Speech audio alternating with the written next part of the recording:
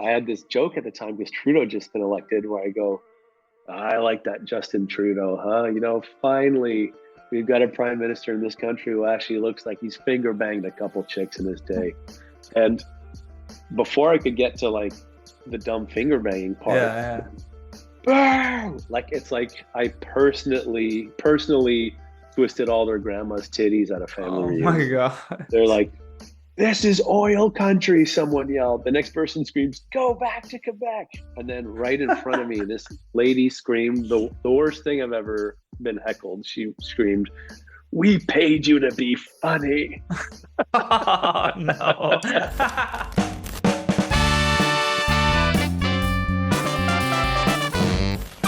Yo, man, Hey, what's going on? hanging out? Hey, where are you at now?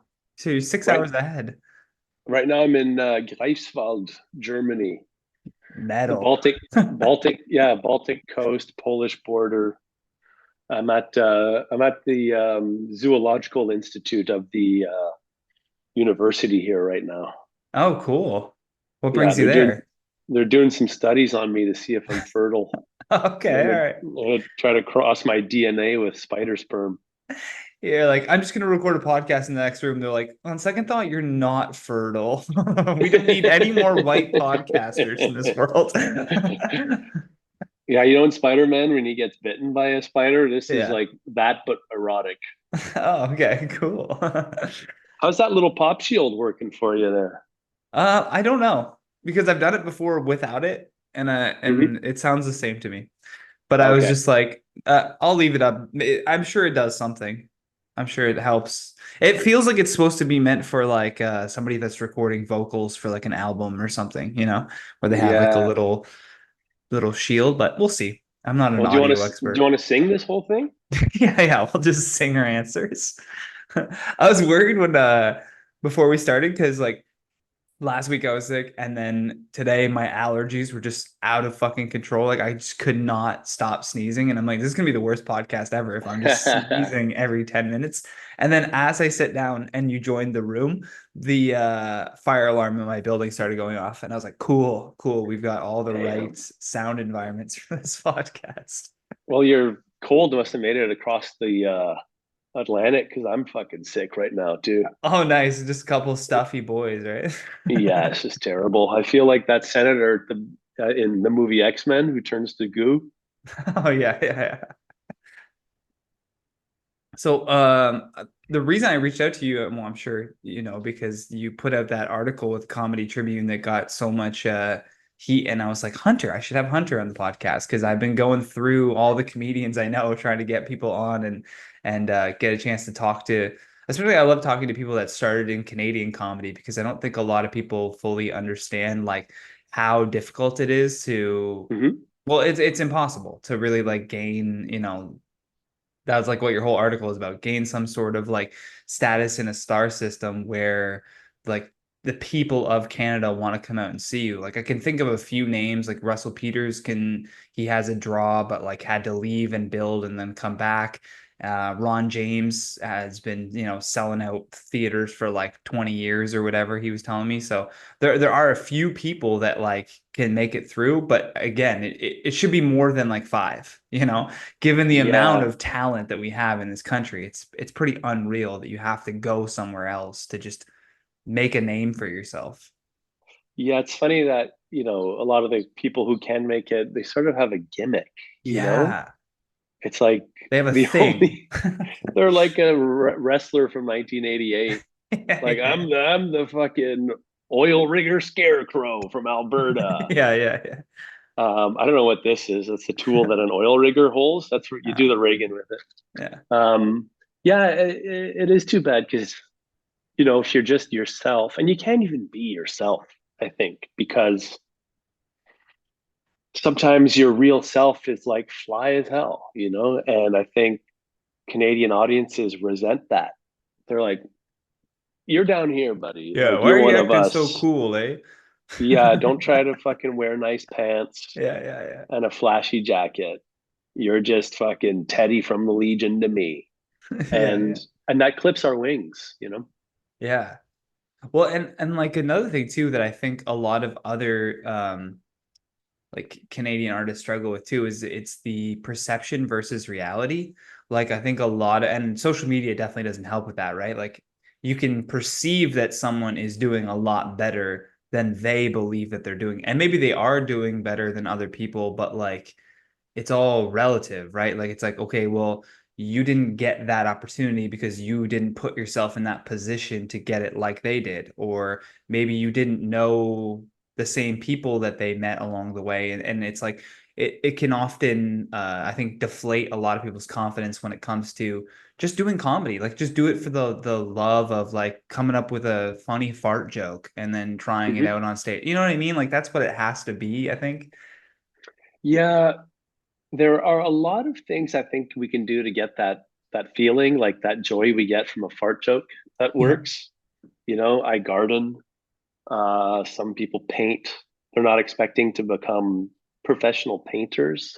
But there are places, but you know, comedy, when you get good at it, it's such a unique skill, such a rare skill to have like, even if I get 70% kill rate is like crazy.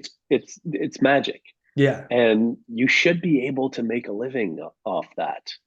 Not that we don't, and like not that I don't. In that article I wrote, I think I pointed to the fact that, yeah, that I should be happy that I have been able to make a living at this for a long time. And sure, um, you know, I don't have a car.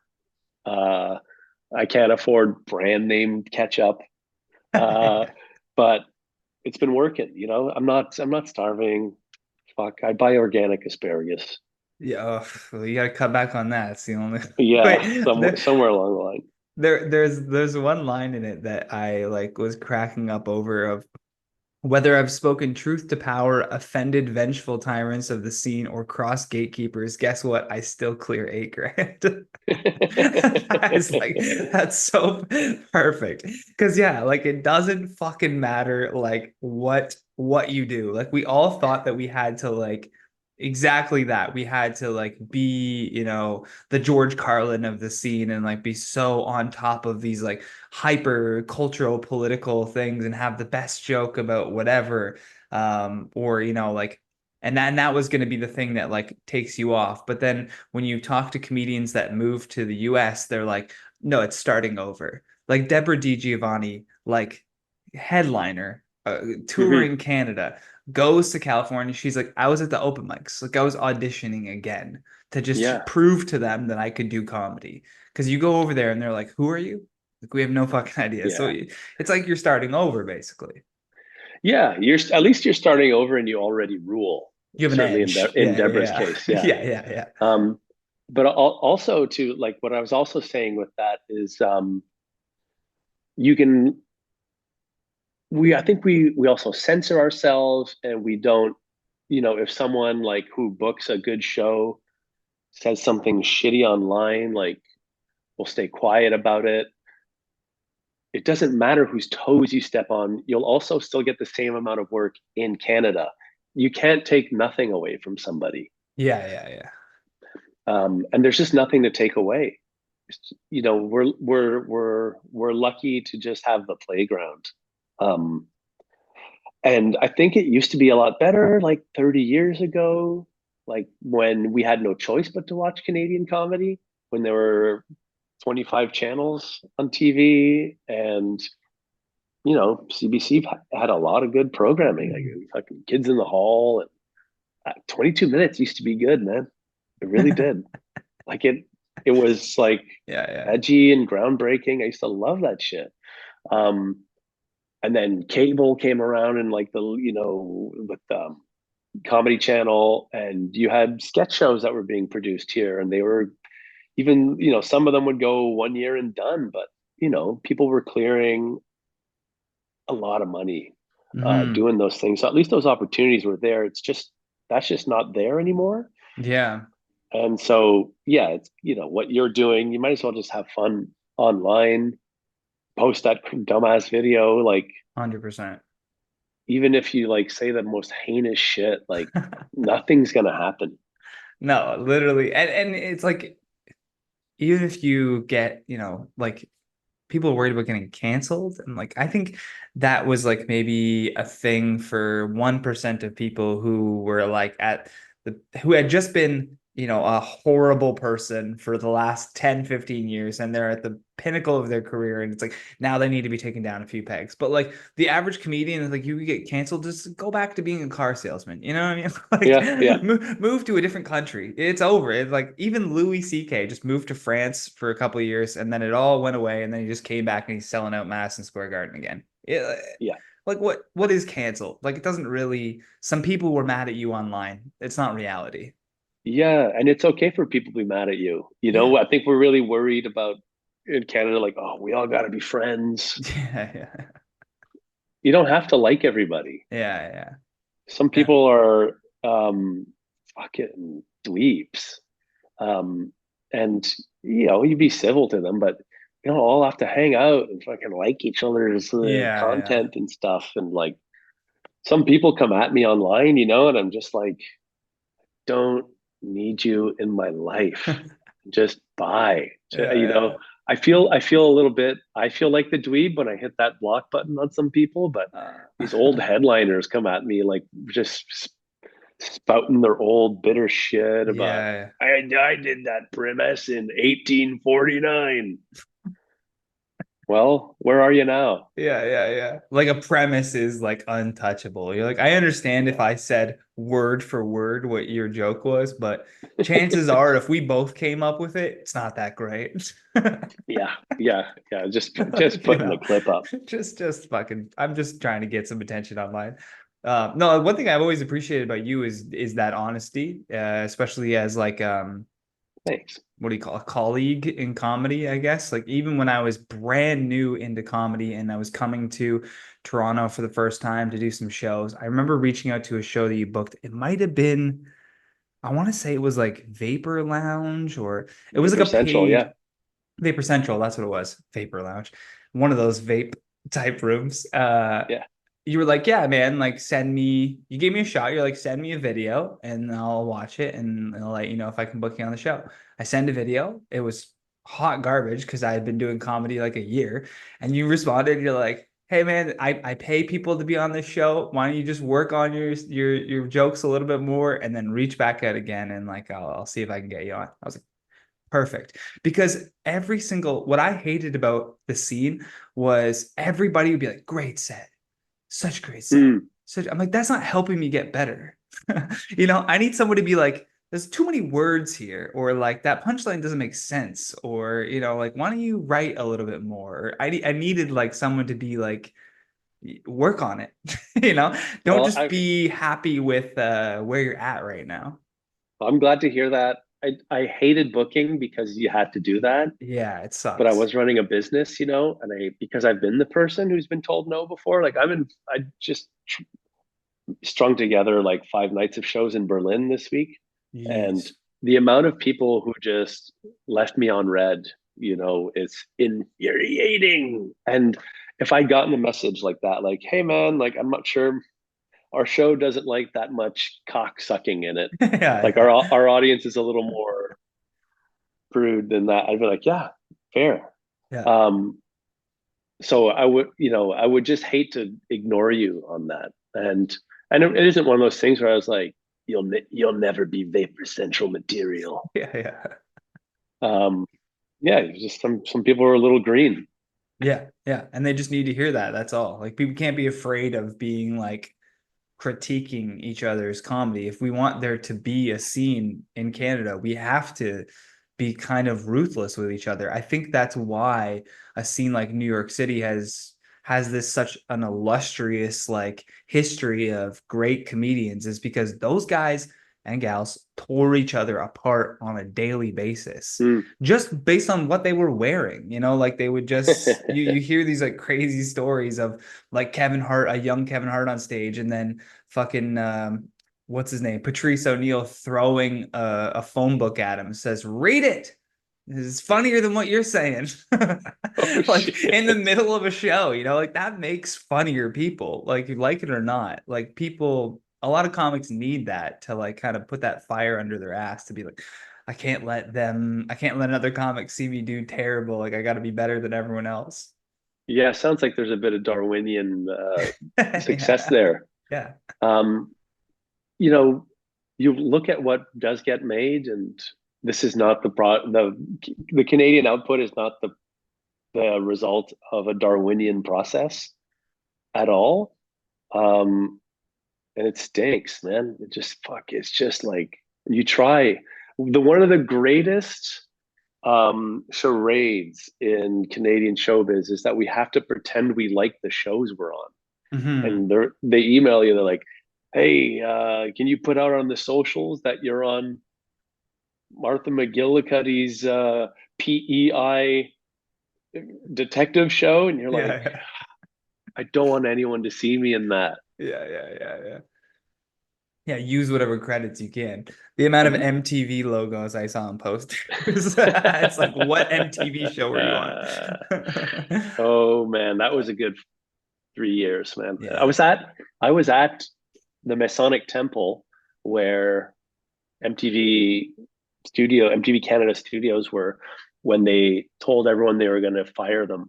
So Damn. I was working as like a clip sourcer for this Jay Onright TV show that Oh, lasted that's like fun. 3 or 6 episodes or something. It didn't do well, and so I'm on like a 8 week contract. Everyone gets called into like the big studio room where they shot MTV Live, and some fucking suit from Bell Media who had just bought CTV goes, "Well, yeah, we're pretty much like canceling MTV Canada. There's going to be massive layoffs." Like they were practically saying, "Say your prayers," and machine and like Saint Valentine's Day massacring the audience, and it was like What was the vibe in that room? Like, what was the energy like? Did everyone just start yelling at him, or was it everyone was kind of just it was solemn? like a giant Anne Frank attic Okay. where everyone was fucking huddling up to each other, kissing, sobbing silently. Oh, And I was like, I knew I was in and out, so like I obviously didn't have like a horse in the race or whatever. yeah. I didn't have a go. I didn't have a gopher in the hole, and I was looking around. I was like, wow, that just like and the Canadian show business hasn't recovered from that day in 2011 where they just because they went those bell cocksuckers went everywhere, fired everyone from every show, It's got rid like crazy. gutted much music. Um, there's no reason we couldn't have like something similar to MTV in the States, where they make their own content, their own reality shows. But Yeah. You don't it's even need a studio to do that. You just pay yeah, creators, just give them some yeah, money after they brought you a great idea. You test yeah, it with an audience, and then they go, yeah, this is a great idea. Let's try it for one season. yeah. It Done. can totally work. Like, it's crazy. Yeah, it's too bad. It's too bad. Apparently, like I don't know, the quotas that we have for Canadian content are getting chiseled away year after year. So there's no mandate to put anything on TV, and just there's the unfortunate reality that Canadians speak the same language as Americans, Brits, and Australians, and they Mhm. make better TV, and it's just cheaper to pay them to entertain us.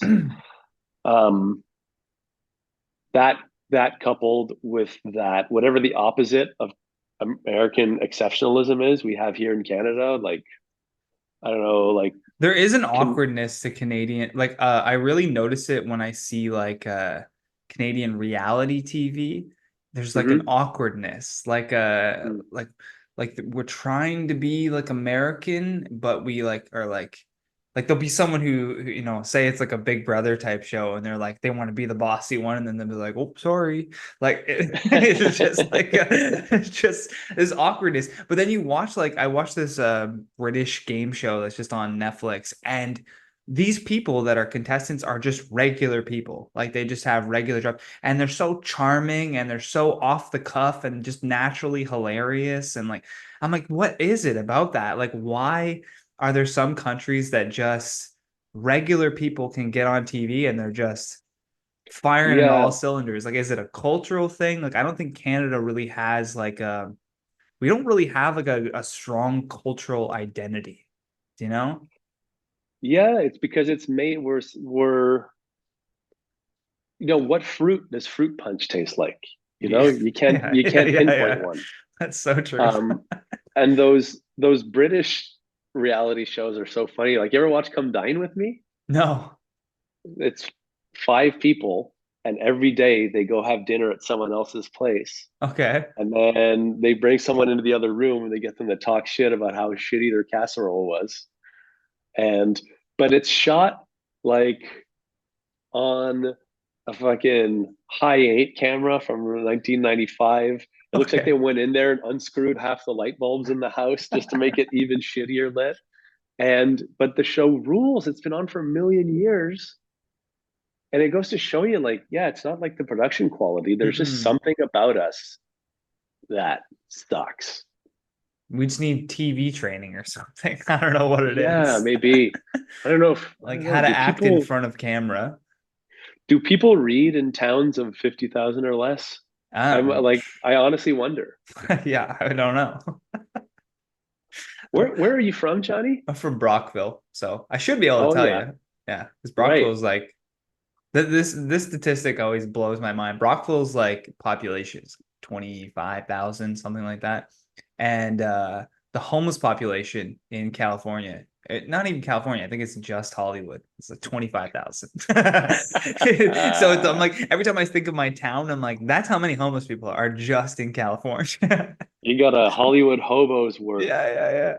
Of population. But Brockville, that's that first oasis on the way east, isn't it? Like one of the first en routes. I think so. Yeah, the Mallory Town en route.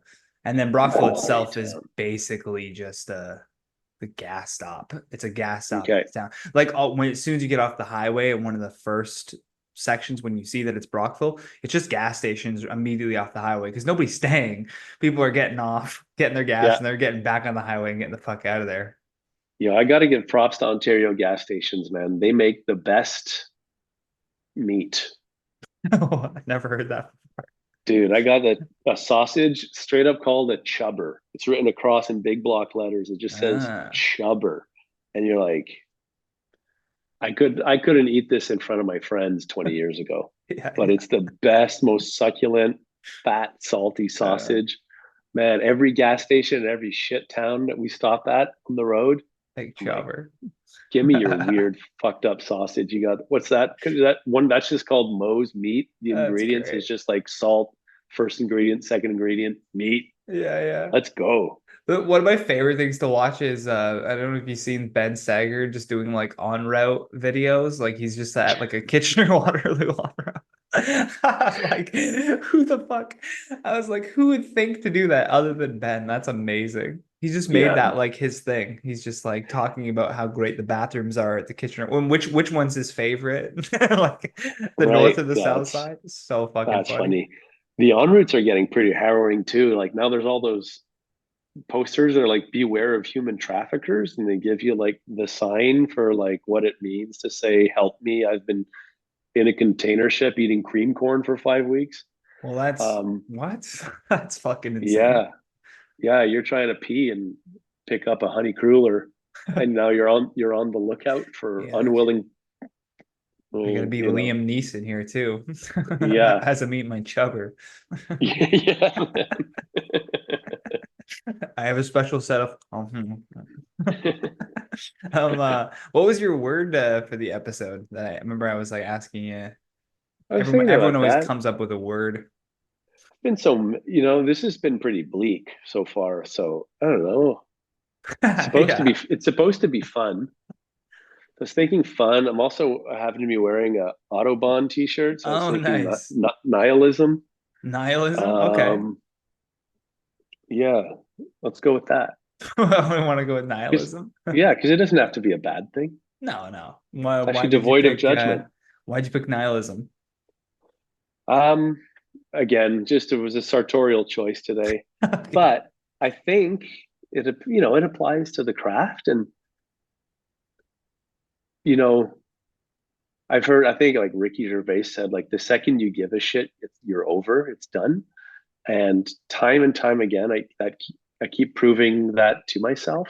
Hmm. Um, like I said, I was in Berlin for a few days, and I'm trying to get this tape, this European tape that I can send to bookers everywhere from Dublin to Bucharest. And so I'm like, I get these sets at a club in Berlin. It's a bit of a bomb factory, but I'm doing like my safe set, and Hmm. it's going. I've got a tape. It's fine. I probably didn't look like I was having fun, Hmm. but at least I didn't talk about cocksucking once, um, which has backfired before. I sent one tape to a booker in Oslo, and he's like, "Do you have anything with less cocksucking?" Yeah, like I um, thought you guys liked this kind of stuff out here. yeah, I thought you You were haven't heard of open. Jason No, Rouse? yeah. Um, and then the night after, I do this show on a boat where there's no stakes. I've got my mediocre tape in the bag.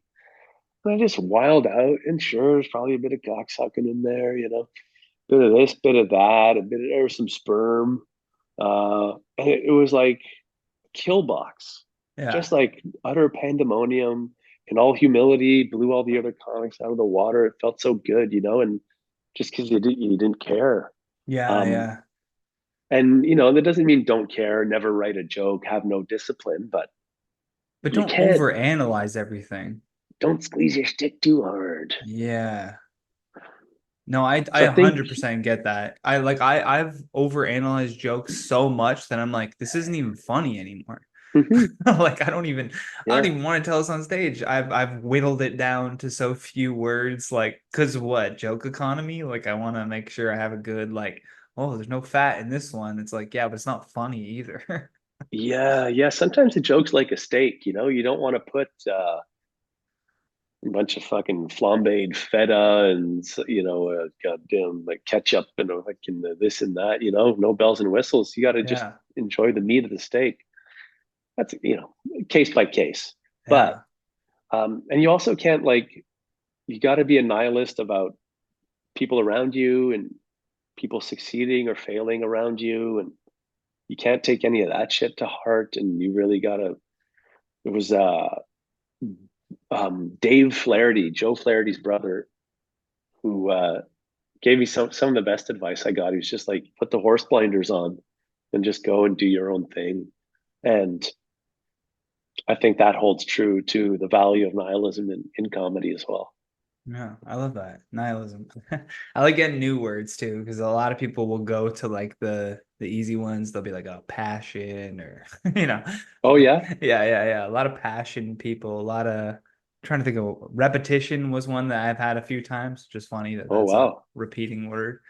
Yeah, especially in artists Interesting. too. Like it's funny to see like people picking the same words because you get to see like where that person's mindset is at, I think, when they come up with a word. Because there's always Mm, a I firmly believe that there's always like a reason for something. Like you've either been thinking about that for a little bit, and so that's what's come to surface for you. Otherwise, sometimes it's completely random. Like I had Tommy Fitz on, and he just was like, I don't know, bananas. So we just talked about bananas for 15 minutes or whatever. oh nice. Yeah. It's like Did a good chance because all of the other podcasts that I've had, and that was another thing I was gonna ask you about that was in the article, is like the failed podcast section. oh yeah. So I was like, oh, rings so true for me. But like I'm happy that I had those podcasts and they failed because it's brought me to this one where I've learned how to do it correctly and have like systems in place where everything kind of stays on track. And the Hmm. one word was like the theme that I wanted to have for this show. Like if people go Okay. to the Instagram page, the Johnny Rogers Show, you can see all the guests and all the words that they've chosen so far. So it's fun to Nice. like. I'm like maybe this will turn into like a dictionary or something book at one point, like a like kind of coffee table book where you have all the guests and the word and what they said about the word. Fun. Um, but when I had Barry Did Katz on, he was like, I told him I had 2 failed podcasts before this one. And he's like, you should send your previous self a fruit basket, because like without you failing at those other podcasts, you wouldn't have had this one become a success. And I was like, that's so interesting that he said that, because to him, he's like, I'm on this podcast, therefore it's a success, because he's fucking Barry Katz, right? So it's Mm-hmm. like, he's like, anything I attach my name to, I'm gonna say that it was a success. And but to me, I'm like, well, I'm not making any money off of it, so that's not a success. So like, what for you is like, in comedy or in life, like how do you judge like what's a success for you when you're doing something? I think it's a really broad descriptor, like you're saying, like a lot of like there's so much value to failing and it just gets you closer to a truth, so if your joke bombs, 3, 4 times, joke probably sucks and you can put it away, and then you have that slot available in your stage time to try something else. It's like there's value to that. Yeah, a paycheck is great. Paycheck really is great. um I get this sort of ASMR feeling in my like cervical vertebrae when I'm learning something, and I get that often when like a new joke works too, or if talking to a doctor who's telling me like how my balls work or something like that, and I'm like, oh really? They aren't connected to the penis bone, and then that gives me that. So Yeah, yeah. there's yeah, lots of I the that you can't deny the feeling of a joke crushing, and you can't deny that that feels like success. And then but a lot of success has eluded me, and I think I haven't had that fun thing on my resume that makes me feel like a real boy. um and I think that's probably unhealthy, and I think I we have to constantly like reshape our definitions of success, or else I think you're going down a road where you're focusing on the wrong things. Yeah. Yeah, you could be Mhm. chasing that dragon that doesn't really, it's not ever going to be there. And I think like a lot of people, myself included, can fall victim to like just looking for external validation all the time, like you needing someone else to like reaffirm like you're doing great and like pat you on the head, and you're like, okay, I'm doing great, let me go this way. Whether it's like a booker or a gatekeeper of some kind, or just other comedians in the scene, telling you that you're doing great. I think it's much more rewarding when you can sort of set that bar of success for yourself, and keep it to yourself too. You don't always need to like share constantly like, Yep. look what I did. Yeah, some balance, and in feeling good about yourself, some external validation, and some risk taking and some wisdom all sort of comes together into a nice success punch. Hmm. Um, some failures to keep you honest, keep you working hard. Um, yeah, I don't know. Maybe a healthy outlook is success when you can look yourself in the mirror and not want to headbutt it. Yeah, that's facts. That's success for sure. I'm gonna have that under success in the Johnny Rogers Show dictionary. Success is when you can look yourself in the mirror and not want to headbutt Yeah. it. Facts. Have you thought about like writing a book at all? Because like that, the article, I want to keep going back to the article, but the article was like just so well written. Like I would read, like I don't know what you'd write about, or what you, or if are you passionate about writing a book about something, or whether it's like autobiographical or just fiction, or anything like that. Hmm. Um, yeah, I kind of have I don't know if it's good or bad, but some days I'm writing horror shorts, some days I'm writing stand up. Sometimes I want to write something like that. The same way, some days I want to eat Thai food, and some days I want to eat Fruit Loops. Uh, I think I follow my my desires a little too much, and I think that leads to a reliance on serendipity that might not be conducive to success. Mm. Um, so a few people based off that article have asked me, like, are you going to write a book? You should write a book. I'm like, man, a book, that's like 48 pages, man. I gotta That's sit way down. more than that. Well, yeah. But when people say nice things to you, it feels good, and you have to weigh that, and you have to consider it. I would love to. You know what? I think when you do write a bunch of different things, like I'm a huge sketch guy too, even though like I Hmm. don't have a sketch troupe, but I've got like my third sketch comedy album coming out in the fall. I was raised on all like those Adam Sandler tapes, and Oh, love those tapes. Yeah, loved, yeah, yeah, loved Kids in the Hall growing up and the old Saturday Night Live. Um, but sometimes like you'll write a stand-up bit, and like I was trying to find a way to do this bit about how insane it was that A&W had the bacon and apostrophe Egger yeah. for sale, and just like they just had NGGER like in huge fucking yellow letters on all their printed materials for so long. And I Yeah, was yeah. like, I kept trying to make it work as a stand-up bit, and it just wouldn't, you just couldn't click into that roller coaster Yeah. chain up that first hill. So I turned it into like a sketch for my album, and like it works way better because you got another character you can bounce off. So I think a lot of our jokes that we might crumple up and throw away might actually have a home just in a different art Hmm. form. So, and I have so many old bullshit, long, overwritten jokes Yeah. that I think could be turned into, like a Stephen Colbert or Jon Stewart style book, but just about being a pervert degenerate who smells his own fingers after clipping his toenails.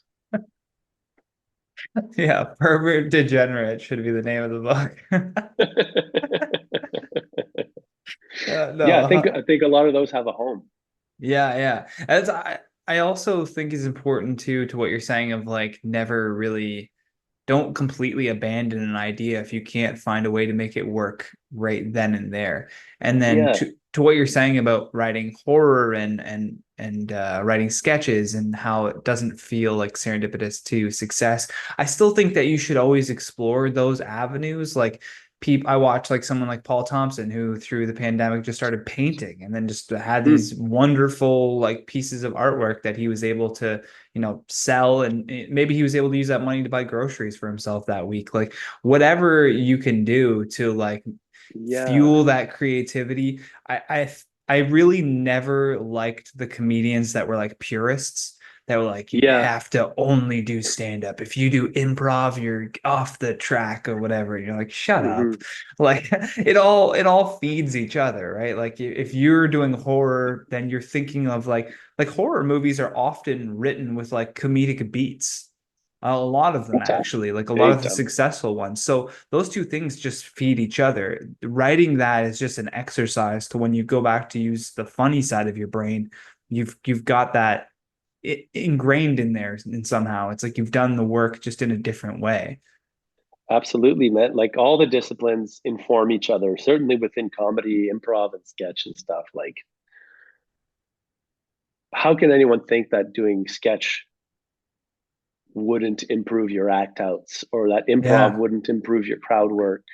I remember a lot Um, of people were shitting on Nima when he was doing just like he was doing like silly little sketches and uploading them to Instagram, and everyone's like, "You're wasting your time." Blah, blah, blah. And now he's fucking like bozos. huge. I'm like, yeah, that right then I was like, yeah, don't listen to anybody. Like, don't listen to Yeah. anybody. Just do what Also, you want to God, do. let people express themselves for Yeah. God's sakes. Yeah, I remember this one guy who he wound up. I was in high school with him. He's this sweet boy, and he wound up dying of cancer at like 21 or something. And Wow. he told me this thing that I'll never forget is I made fun of his laugh one time, and he was like, "You never stop someone from laughing." And I was like, "Oh my God!" Like it cored me right to my 14-year-old soul. Yeah. And now since then, I've added um, dancing uh, yeah, laughing and dancing, and I had another one but these pure expressions, Hmm. never stomp on that, Yeah, yeah. someone else's joy like that. Um, but yeah, and also the other thing about creating, like, it's for me, it keeps me off the ledge, no matter what I'm making. If I'm programming a little song on GarageBand or something like that, I feel really good after, and I want to headbutt my reflection less. And um, it's so cool that at one point there was nothing, and then you made something. It's divine. Yeah, yeah. Um, and you'll always feel better with with all that stuff you made in your backpack than had you just let it rot on the vine. Yeah.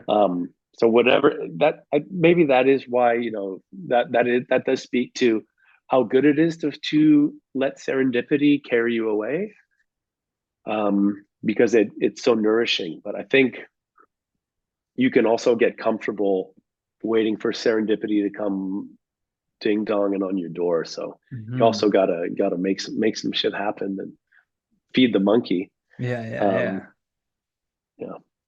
Now, there's one question that I always ask all my guests, and I want you to think of yourself at 15 years old. Speaking of, just when you were being 14, but think of yourself at 15. The reason why I say that is because it's a lot easier to put yourself in that mindset and know where you were and what you were going through as a 15-year-old than it is to think of somebody young now. It's a different generation, right? So imagine yourself at 15, the phone rings, and it's you now on the other end. You can give your younger self a piece of advice. What do you say?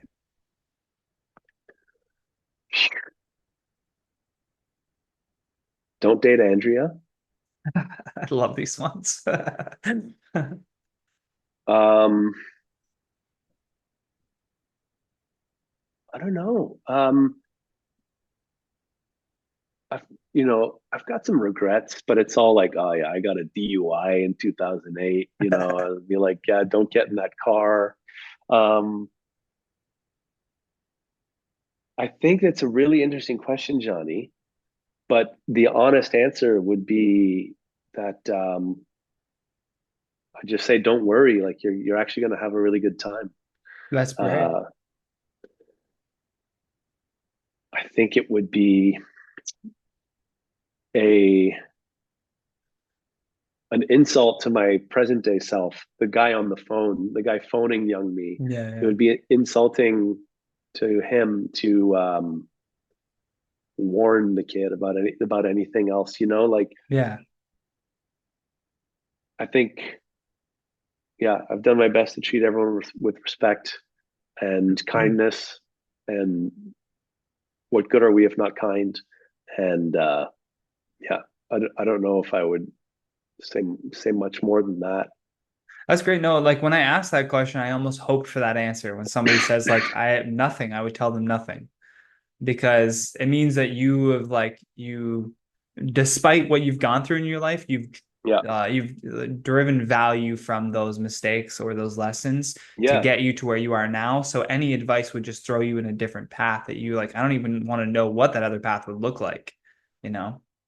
So it's like, I would say, don't mention Trudeau at the Drumheller show in 2015. what happened there? I would say, oh, that's, yeah.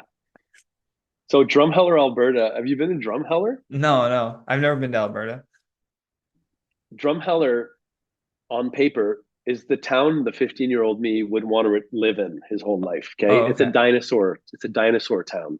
Cool. There's a giant Pee Wee's Big Adventure style Tyrannosaurus in the middle of town that's like 100 feet tall. You can go Jeez. into the mouth and look out at. They find all the dinosaur bones in the Badlands there, like Edmontosaurus and Albertosaurus and all these. They have this, like, every bus stop has a giant concrete stegosaurus or a parasaurolophus. Like, That's they're sick. just, the whole town's decked out in dinosaurs. I stayed at the Jurassic Hotel. They have the arches with the flames out front, Velociraptor on my door. They have a bomb ass dinosaur museum that's second to none in the world. You can watch paleontologists dusting off an ankylosaurus fucking skull. I'm like, this place is great. This is a fun town. I'm high on dinos.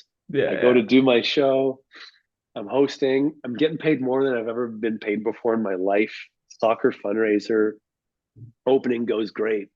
I'm like, I'm like, this is the end of my tour. Great way yeah. to end this tour. Bring up the first act.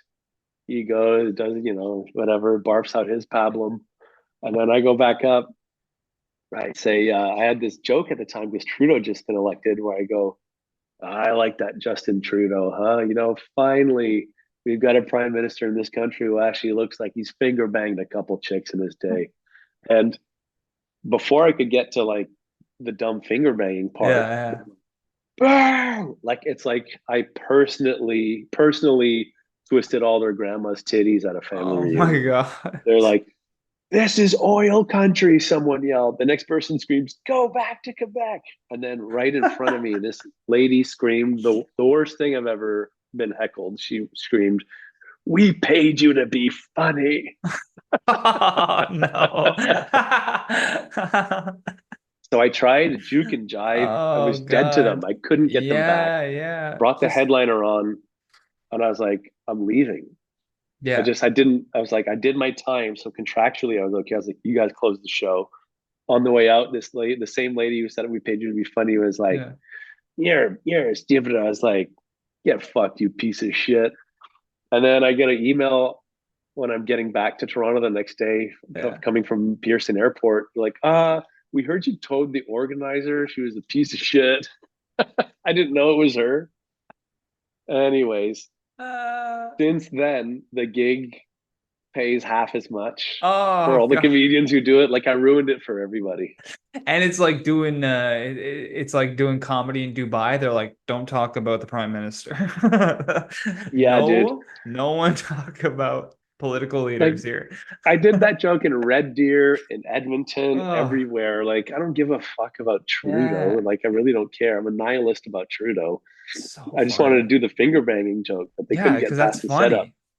That's crazy when they can't even let you pass it. And the worst too is that like that side of the political aisle that like hates Trudeau are also the first people that are like, oh, snowflake, what are you triggered? Like, Yeah, it's funny. and No, but they're the ones that are like screaming about Trudeau.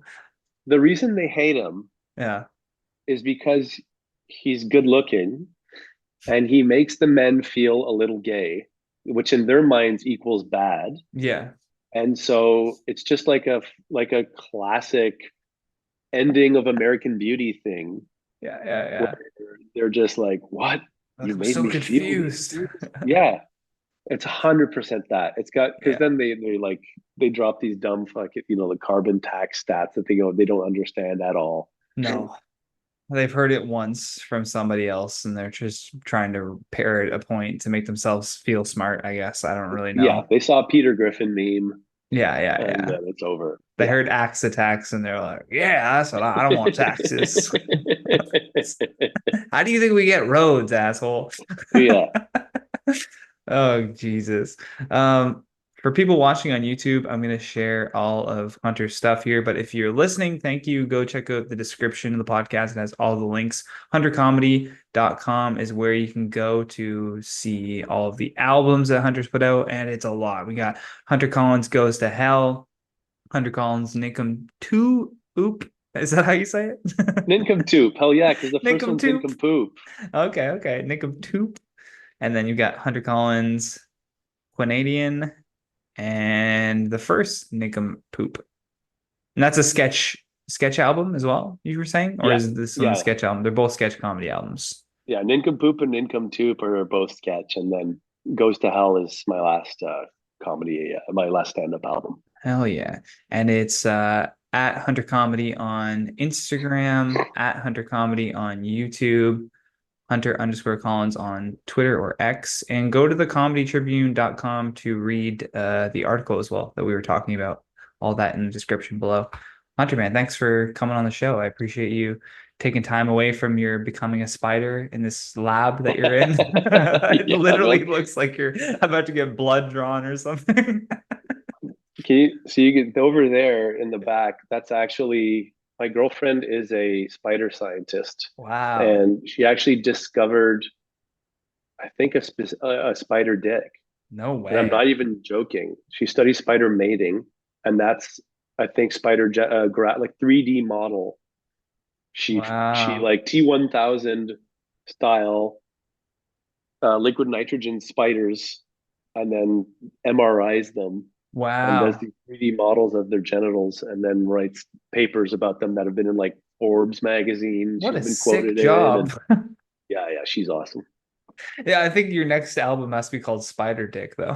It sounds too good to leave on the table. The spider dicks, they have Spi- two of them, Oh, wow.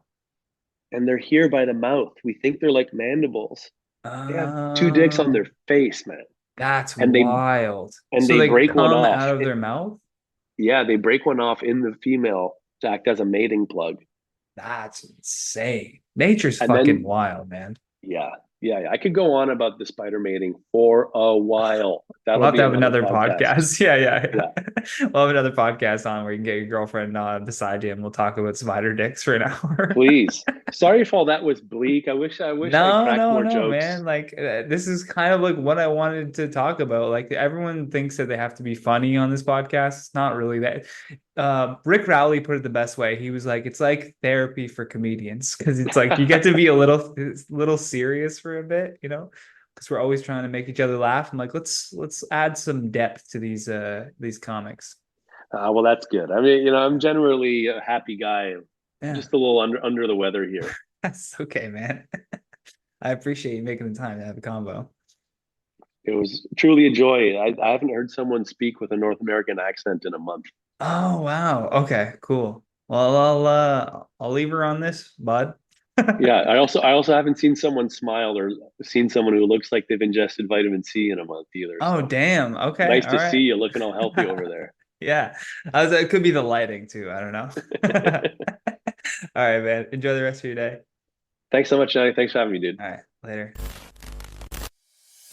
You've been listening to The Johnny Rogers Show. New episodes air every Friday at 8 p.m. Eastern Standard Time.